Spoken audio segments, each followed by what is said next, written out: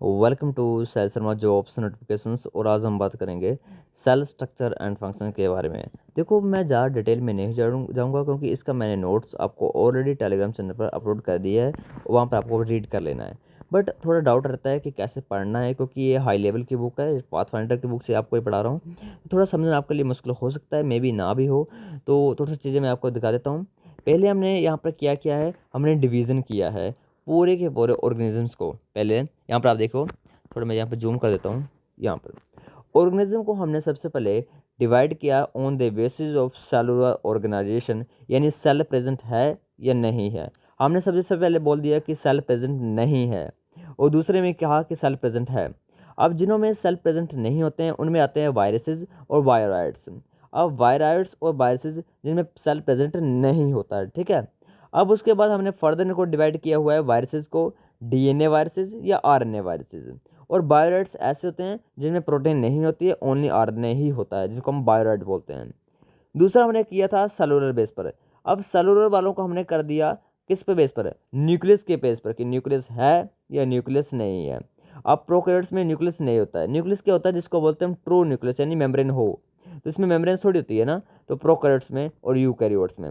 अब प्रोकैरियोट्स को मैंने फर्दर किया हुआ है डिवाइड यूकैरिया में, सॉरी आर्किया में और यू बैक्टीरिया में।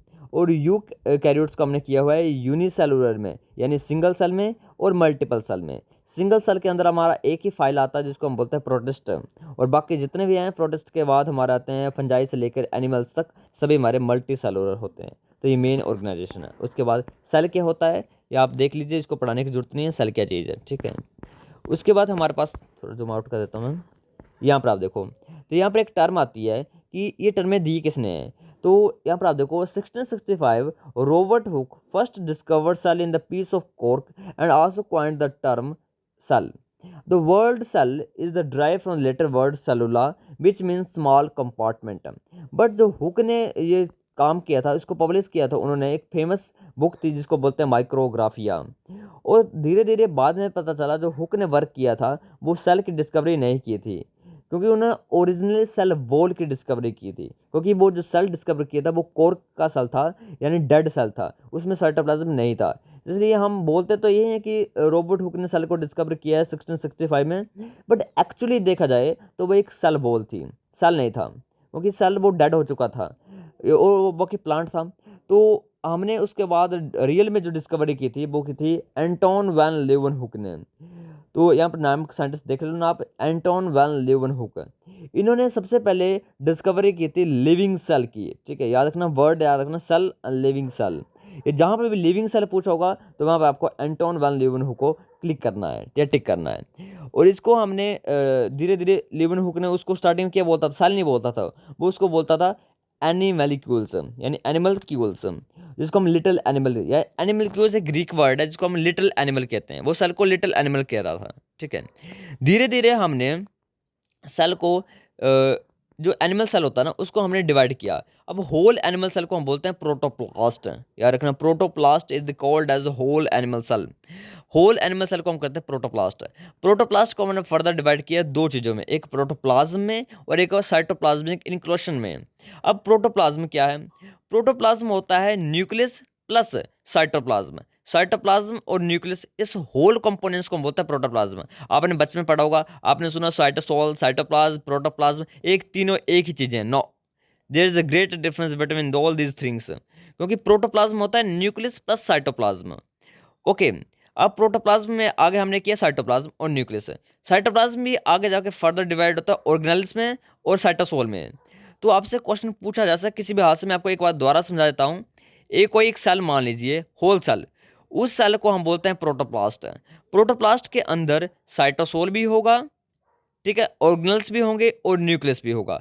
अगर साइटोसोल यानी जो द्रव होता है, यानी जो लिक्विड कंपोनेंट होता है वो भी हुआ, साथ में उसके साथ क्या हुआ, न्यूक्लियस भी हुआ, और उसके साथ क्या हुआ, ऑर्गेनल्स भी हुई हैं, यानी माइटोकॉन्ड्रिया और राइबोसोम वगैरह वगैरह। तो उसको हम बोलते हैं प्रोटोप्लाज्म।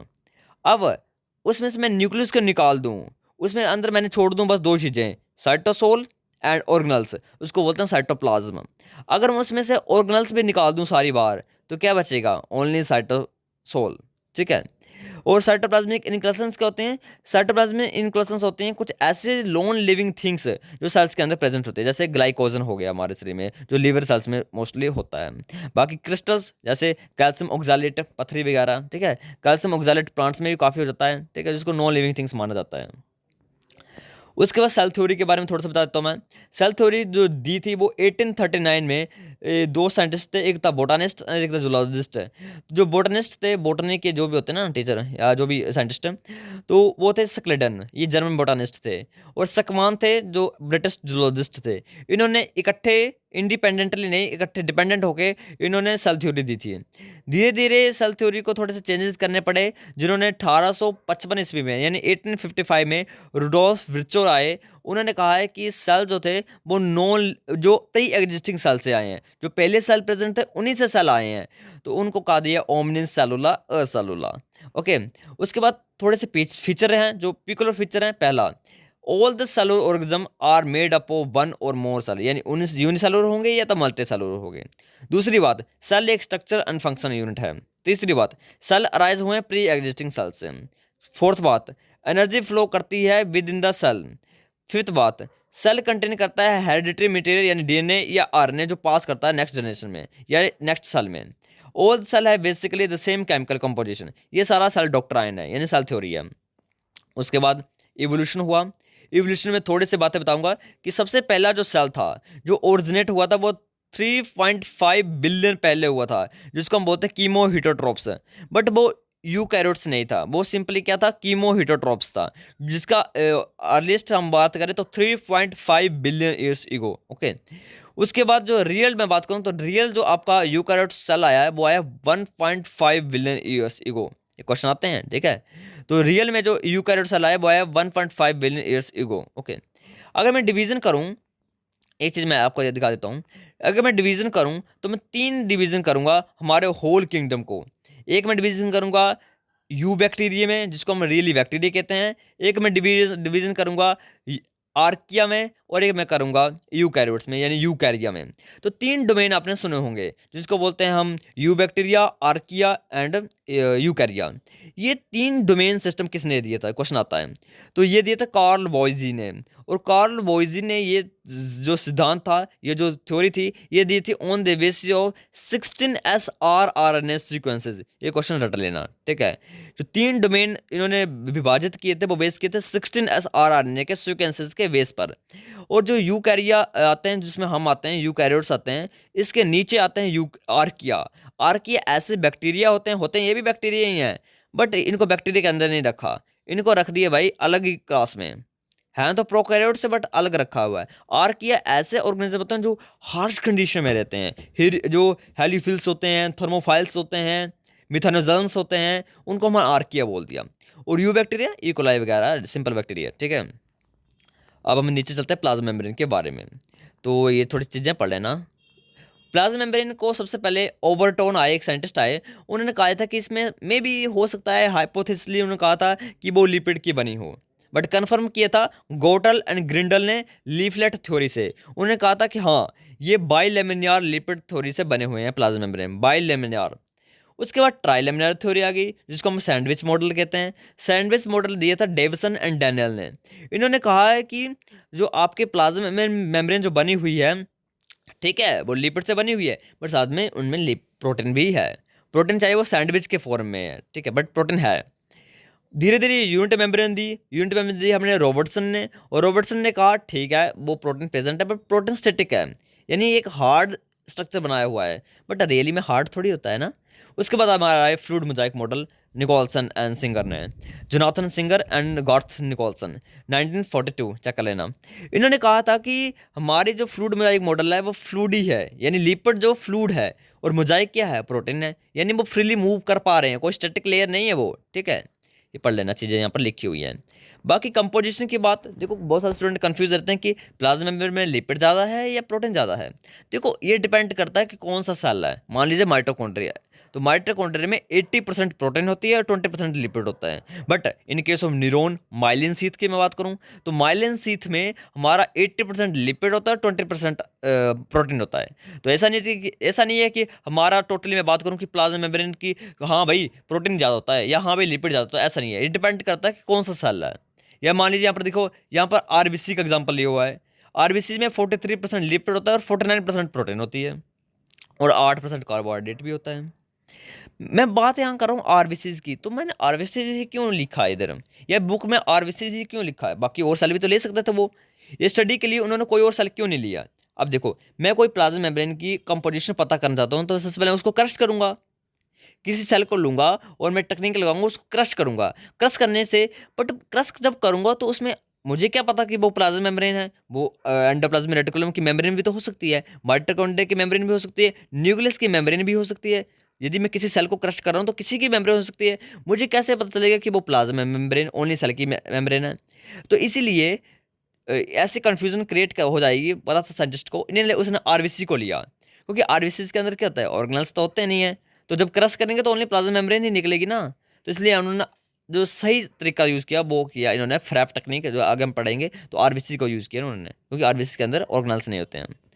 उसके बाद लिपिड बाइलेयर की मैं बात करूँ तो लिपिड बाइलेयर का यहाँ पर स्ट्रक्चर आपको दिख रहा है, दो चीजें होती हैं, एक हेड एक टेल। हेड को हाइड्रोफिलिक बोलते हैं, टेल को हाइड्रोफोबिक बोलते हैं। क्यों बोलते हैं आपको पता है? क्योंकि हेड के अंदर क्या है, ग्लिसरॉल है। ग्लिसरॉल है यानी ऑक्सीजन को ये जल्दी एक्सेप्ट कर लेगा, यानी ये कैसा होता है, पोलर होता है, वाटर के साथ इंटरेक्ट करता है। और नॉन पोलर क्या है, टेल है हमारी, जो फैटी एसिड की बनी होती है। फैटी एसिड क्यों बनी थी? क्योंकि यहाँ पर CH2 CH2 CH2 CH2 16 18 20 22 बहुत सारे बॉन्ड बने होते हैं, तो हाईली पैक्ड स्ट्रक्चर है, ये वाटर के साथ कंपैक्ट नहीं आ सकता है। ठीक है, ये बचपन में आपने पढ़े हुए हैं। बाकी लिपिड जो है वो कितने टाइप की हैं, तो बहुत सारे टाइप की हैं, बट मोस्टली हम पढ़ेंगे मेन एक है फोस्फोलिपिड। पढ़ लेना, ये तो मैं ओवरव्यू दे रहा हूँ, नोट्स मैंने भेजे हुए हैं। ठीक है, फोस्फोलिपिड। फोस्फोलिपिड यानी ऐसा स्ट्रक्चर जिसमें फोस्फेट प्रेजेंट होगा, बाकी क्या क्या चीजें प्रेजेंट, बाकी सेम होगा, बस फोस्फेट प्रेजेंट होगा एक्स्ट्रा। यानी अल्कोहल कौन सा प्रेजेंट होगा, ग्लिसरॉल। स्पिंगोसाइन भी हो सकता है, वो आगे हमने डिवाइड किया हुआ है। फोस्फोलिपिड में मेन चीज क्या है, अल्कोहल कौन सा है, ग्लिसरॉल, मे बी फोस्फिंगोसाइन भी हो सकता है, फैटी एसिड होगा, फोस्फेट होगा, और एक अल्कोहल और होगा, वो कौन सा होगा उसको हम देखते हैं। यहाँ पर देखो आप, यहाँ पर हमने दो चीजों में फोस्फोलिपिड को बदला हुआ है, एक है ग्लिसरोफोस्फोलिपिड, एक है स्पिंगोफोस्फोलिपिड। डिफरेंस कहाँ है, ग्लिसरोफोस्फोलिपिड में ओनली ग्लिसरॉल अल्कोहल होगा और स्पिंगोफोस्फोलिपिड में ओनली स्पिंगोसाइन होगा, बाकी सेम स्ट्रक्चर होगा। सेम स्ट्रक्चर क्या है, यानी फैटी एसिड होगा, अल्कोहलिक ग्रुप लगा होगा, एक और अल्कोहलिक ग्रुप लगा होगा, वो सारी सेम होगा, बस अल्कोहल ग्लिसरॉल होगा ग्लिसरोफोस्फोलिपिड्स में, और स्पिंगोफोस्फोलिपिड्स में ओनली स्पिंगोसाइन होगा। ठीक है, बाकी सेम स्ट्रक्चर है। अब मैंने बोला कि एक ग्लिसरॉल है, एक फैटी एसिड है, एक फोस्फेट है, और एक एक्स्ट्रा अल्कोहल है। तो वो एक्स्ट्रा अल्कोहल कौन सा है, वो भी अलग अलग टाइप के हैं। एक है कोलिन, जिसको लेसिथिन बोलते हैं, एक हमारे पास सेराइन है, एक आइनस्टॉल है, एक इथालोमाइन है, ये पढ़ लेना। बट मैं मेन मेन चीजें बताऊंगा। Most abundant lipids present in the plasma membrane is phosphoglycerol lipids, यानी ग्लिसरोफोस्फोलिपिड या फोस्फोग्लिसराल्डिहाइड, कुछ भी बोलो, नाम क्या है, फोस्फोग्लिसरेट या फोस्फोग्लिसराल्डिहाइड या glycerophospholipids. This is the most abundant phospholipids in the plasma membrane. अगर मैं पूछूं the most abundant phosphoglycolipids is, lipid नहीं पूछा मैंने, फोस्फोग्लाइकोलिपिड्स के अंदर कौन सा मोस्ट अबंडेंट है, वो तो है आपका कोलिन, यानी फोस्फेटाडाइल कोलिन, जिसको हम लेसिथिन भी बोलते हैं, फोस्फेटाडाइल कोलिन। आपको तो डायरेक्ट क्वेश्चन आएगा ना, तो रट लेना ये, phosphatidyl choline is the most abundant phosphoglycolipids. ठीक है, लेसिथिन भी हम इसको बोलते हैं। उसके बाद स्पिंगोफोस्फोलिपिड आ जाते हैं, और स्पिंगोफोस्फोलिपिड्स में क्या होगा, ओनली डिफरेंस आएगा स्पिंगोसाइन का, इधर ग्लिसरॉल नहीं होगा, इधर स्पिंगोसाइन होगा, बस ये डिफरेंस है। बाकी ग्लाइकोलिपिड्स ये भी एक टाइप का लिपिड्स है, इसमें क्या नहीं होगा, इसमें फोस्फेट नहीं होगा, इसमें ग्लाइकोलिपिड्स होंगे, यानी इसमें कोई ना कोई कार्बोहाइड्रेट की मोइटी जुड़ी होगी। कार्बोहाइड्रेट में भी ग्लूकोज भी हो सकता है, ग्लाक्टोज भी हो सकता है, कुछ भी हो सकता है। जब ये ग्लूकोज जुड़े होते हैं तो इसको हम ग्लाइकोलिपिड्स बोलते हैं। अब कुछ ऐसे स्फिंगोग्लाइकोलिपिड्स भी होते हैं, जिसमें स्फिंगोग्लाइकोलिपिड्स में कहोगे सेर्बोसाइट्स होंगे, ग्लोबोसाइट्स होंगे, गैंग्लियोसाइट्स होंगे, पढ़ लेना, मैंने भेजे हुए हैं। ठीक है, ये स्ट्रक्चर है। मेम्ब्रेन के अंदर मोस्ट अबंडेंट क्या है, फोस्फोलिपिड्स। फोस्फोलिपिड्स के अंदर कौन मोस्ट अबंडेंट है, ग्लिसरोफोस्फोलिपिड्स।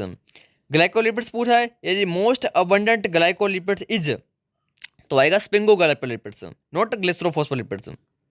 अगर पूछा है ग्लाइकोलिपिड्स में मोस्ट अबंडेंट कौन है, तो आएगा स्पिंगोग्लाइकोलिपिड्स। ओके, बाकी कोलेस्ट्रॉल प्रेजेंट होता है, या भी याद रखना, एनिमल सेल में, फंजाई में भी होता है। अब देखो एनिमल सेल के कोलेस्ट्रॉल को हम बोलते हैं कोलेस्ट्रॉल, फंजाई वाले को हम बोलते हैं एर्गोस्ट्रॉल, और प्लांट्स वाले को हम बोलते हैं स्टिगोमेस्ट्रॉल या सीटोस्ट्रॉल, और एक बैक्टीरिया का होता है जिसको होता है हेप्टोस्ट्रॉल। ठीक है, अब लिपिड रैफ्ट्स क्या होते हैं, तो सिंपल मैं आपको बताऊंगा, बाकी पढ़ लेना। लिपिड रैफ्ट्स ऐसे स्ट्रक्चर होते हैं जो कोलेस्ट्रॉल और स्फिंगोलिपिड्स के बने होते हैं, और ये प्लाज्मा मेम्ब्रेन के अंदर अडर होते हैं, फंसे होते हैं, और ये ऐसे स्ट्रक्चर होते हैं जो मेम्ब्रेन को स्टेबिलिटी प्रोवाइड करते हैं, साथ में ही ये डिटर्जेंट रेजिस्टेंस होते हैं, यानी इन पर डिटर्जेंट का कोई प्रभाव नहीं पड़ता है। साथ में इनके ऊपर दो प्रोटीन भी लगी होती हैं, जो अंदर की तरफ प्रोटीन लगी होती हैं जिसको हम बोलते हैं पॉलीमेटालेटेड प्रोटीन, और जो बाहर की तरफ प्रोटीन लगी होती है जिसको बोलते हैं जीपीआई लिंक्ड प्रोटीन। ठीक है, बाकी पढ़ लेना। ठीक है, अगर अब हम लिपिड रैफ्ट्स को दो भागों में विभाजित कर रहे हैं, प्लेनर और कैवियोले। कैवियोले ऐसे होते हैं जो ऐसे फ्लास्क से स्ट्रक्चर बनाते हैं, और इनमें प्रोटीन होती है कैबोलिन प्रोटीन, और मोस्टली ये हमारे होते हैं जो माइटोकॉन्ड्रिया, प्लाज्मा मेम्ब्रेन होगी। ओके, अगर बात करूँ प्लेनर थी, तो प्लेनर आपके होते हैं फ्लैटोलिन प्रोटीन। कैसे प्रोटीन होते हैं? फ्लैटोलिन प्रोटीन, और ये मोस्टली सीधे स्ट्रक्चर होते हैं, प्लेनर होते हैं। ठीक है, कोई फ्लास्क से स्ट्रक्चर नहीं बनाते हैं। अब तीन चीज़ यहाँ पर देखो, पढ़ लेना, मैंने यहाँ पर ओवरव्यू दे रहा हूँ। Micelles, lipid bilayer, liposomes. Micelles ऐसे स्ट्रक्चर होता है जिसमें सिंगल चेन होती है फैटी एसिड की, असल में तो डबल चेन होती है ना, इसमें सिंगल चेन होती है, इसलिए हम मिसल्स बोलते हैं। मोस्टली ये नहीं होते हैं हमारे शरीर में, होते हैं बहुत रेयर होते हैं।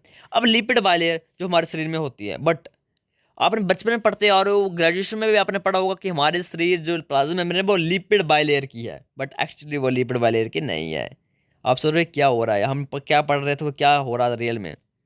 लिपिड बाइलेयर के आप देखो, आपने सुना होगा लिपिड बाइलेयर के जो एजेस होते हैं ना, वो वाटर के साथ कांटेक्ट कर जाएंगे। असल में यहाँ पर आपको स्ट्रक्चर दिख रहा है, आप ध्यान से देखो, तो इसके जो एजेस आपको दिख रहे हैं लिपिड बाइलेयर के, तो वो तो पानी के साथ मैच हो जाएंगे ना, पानी के साथ टच हो जाएंगे। असल में तो टच होना ही नहीं चाहिए, तभी तो बचा के रखा हुआ है इन पूंछों को, जो इन टेल्स को, ये टेल्स पानी के अंदर नहीं होने चाहिए, बट इनमें आपको साफ तौर पर दिख रहा है कि पानी के साथ टच कर रहे हैं। तो इसलिए हमारे ये गोल कार के रहते हैं, जिसको मतलब लिपोसोम्स। तो हमारे बॉडी में जो लिपिड रह रहा है या बाइलेयर रह रहा है, तो बाइलेयर के फॉर्म में नहीं रहता है, ये तो अनस्टेबल फॉर्मेट है। हमारे शरीर में जो थर्ड स्ट्रक्चर लिपोसोम, इसके फॉर्मेट में रहता है। इसमें देखो कहीं भी हमारे एजेस दिख रहे हैं? नहीं दिख रहे हैं, क्योंकि सारे के सारे अंदर ग्रुप बना के रह रहे हैं। ठीक है, असल में ऐसा स्ट्रक्चर होता है हमारे शरीर में। ठीक है, लिपोसोम बन के रहता है। अब असिमेट्री क्या है? तो असिमेट्री मैं आपको दिखा देता हूँ, ये असिमेट्री है। असिमेट्री होती है कि हमारे फोस्फोलिपिड ऐसा नहीं है कि प्लाज्मा मेम्ब्रेन के अंदर ही प्रेजेंट है या बाहर ही प्रेजेंट है, कुछ अंदर प्रेजेंट है कुछ बाहर प्रेजेंट है, ऐसा तो होता है। जैसे जैसे मैं बात करता हूँ, मोस्ट अबंटल इज फोस्फेटाडाइलसोरेन। तो फोस्फेटाडाइलसोरेन जो है ना, वो हमारे प्लाज्मा मेम्ब्रेन में 99% अंदर की तरफ होता है और 1% बाहर की तरफ होता है। कोई प्लाज्मा मेम्ब्रेन अपने माइंड में इमेजिनेशन कर लो, उसमें से 99 साइटोसोल की तरफ हो गई, यानी साइटोप्लाज्म की तरफ हो गई फोस्फेटाडाइलसोरेन, 1% बाहर की तरफ हो गई। बट बट मैं बात करूं आपकी फोस्फेटाडाइलकोलिन की, तो वो 70% बाहर की तरफ होती है और 30% अंदर की तरफ होती है। मैं बात करूं स्पिंगोमाइलिन की, तो 99% बाहर की तरफ होती है और 1% अंदर की तरफ होती है। अगर मैं बात करूं ग्लाइकोप्रोटीन्स की, तो वो तो मोस्टली बाहर ही रहते हैं, वो तो अंदर होते ही नहीं है, वो तो सरफेस पर अटैच होते हैं। अगर मैं बात करूंगा आपकी फोस्फेटाडाइल इथैलोमाइन की, तो वो 60% अंदर होते हैं और 40% बाहर होते हैं। ठीक है, तो ये असिमेट्री बोलते हैं, प्लाज्मा मेम्ब्रेन असिमेट्री। एक और चीज़ मैं आपको बता दूं, जो चार्जेस के बेस पर है, आपसे क्वेश्चन पूछा जा सकता है कि मोस्ट क्या बोल रहा हूँ मैं, मतलब कौन सी ऐसी लिपिड है जिसमें कोई भी चार्ज प्रेजेंट नहीं होता है, नेट चार्जेस जीरो। तो वो दो टाइप की होती हैं, एक होते हैं फोस्फेटाडाइल कोलिन और एक होते हैं फोस्फेटाडाइल इथैलोमाइन। इन दोनों को एक और नाम भी है, फोस्फेटाडाइल कोलिन को हम लेसिथिन भी बोलते हैं और फोस्फेटाडाइल इथैलोमाइन को हम सिफेलिन भी बोलते हैं। तो इन दोनों को याद रखना। दूसरी बात है कि कौन सी ऐसी प्रोटीन्स, सॉरी कौन से ऐसे लिपिड्स हैं जिनमें नेट नेगेटिव चार्ज होता है, तो वो दो हैं, एक आपकी फोस्फेटाडाइल सेरीन, एक आपका फोस्फेटाडाइल अनोसिटोल, और नेट पॉजिटिव चार्ज की कोई भी हमारे पास अभी तक लिपिड नहीं है। ठीक है, उसके बाद मोशन, तो मोशन ये दो टाइप का करता है, लेटरल मोशन और फ्लिप फ्लॉप मोमेंटम। अब देखो लेटरल मोमेंट आपको दिख रहा है, मतलब एक कोई बाइलेयर का है वो आगे जाके थोड़ा सा खिसक गया है। ये खिसक क्यों गया है? क्योंकि लेटरल मूवमेंट कर रहा है, यानी हमारी फ्लूडी है ना, फ्लूडी तो मूव कर जाएगा वो। बट फ्लिप फ्लॉप में क्या होता है, ये एक हाईली एनर्जेटिक प्रोसेस है, यानी एटीपी डिपेंडेंट प्रोसेस है। ये देखो हमारे, आपको देख रहा होगा, थोड़ा जूम कर देता हूँ मैं आपको, यहाँ पर देखो आप, यहाँ पर एक बाइलेयर है वो ऊपर है, एक हमारा मोलिक्यूल ऊपर है, ये झटके से नीचे आ गया है, ये ऐसे नहीं आया है, इसको यहाँ पर एनर्जी लगी है, और एनर्जी हमारा प्रोवाइड की है एक मोलिक्यूल से जिसको बोलते हैं फ्लिपेजेस।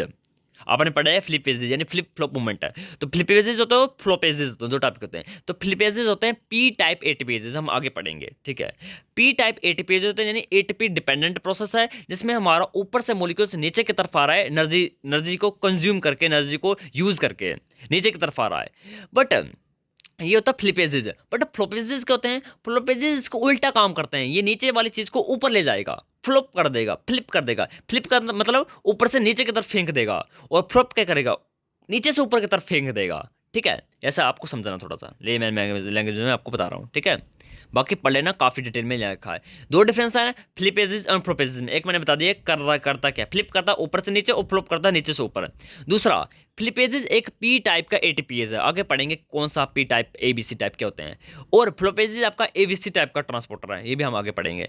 एक स्क्रम्बलेज होता है, स्क्रम्बलेज, और स्क्रम्बलेज भी ऐसा ही होता है, ये भी असल में ऐसा ही काम कर रहा है, ट्रांसपोर्टर है, बट ये एनर्जी इंडिपेंडेंट प्रोसेस है, ये एनर्जी का यूज नहीं कर रहा है, ये पैसिव प्रोसेस है, यानी डाउन हिल प्रोसेस है। ये क्या हम बोलते हैं, higher concentration to the lower concentration है।